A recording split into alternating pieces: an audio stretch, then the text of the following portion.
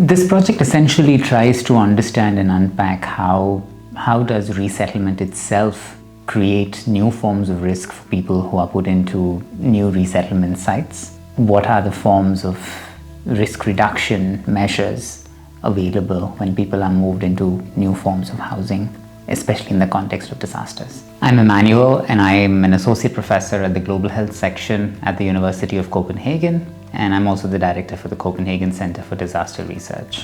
I think globally we see a number of questions coming up in how we address disasters and questions of climate change issues in an urban context. Increasingly, we see more people living in cities.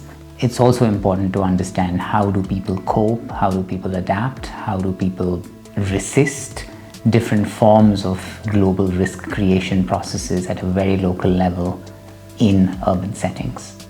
The idea came from the fact that some of my own PhD work looking at how communities recover in the aftermath of disasters, and then how do people recover when they are relocated or resettled into new forms of housing. The project is essentially trying to investigate how does public housing, how does sort of the idea of slum clearance in some of these cities, and then when people are moved into sort of formal housing, how does that translate into a better life?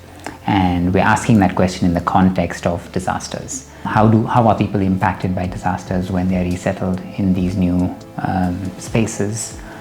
What kind of impacts we see, and whether resettlement itself creates new forms of risks for people's lives in, for instance, let's say floods, let's say heat waves. We're combining a couple of methods here. We're working with, from a more technical perspective, we work with GIS experts based in India, trying to map sort of flooding landscape across the city, and we combine that with sort of more empirical, ethnographic kind of work situated in these resettlement sites through interviews, focus groups, photos, drawing seasonal calendars, drawing maps with the community themselves, and trying to understand how these different disasters and risks unfold in their daily life. Disaster research in itself has a long history, a long tradition of working with communities and people impacted by disasters. We know that disasters are products of failed development processes, very often in most cases.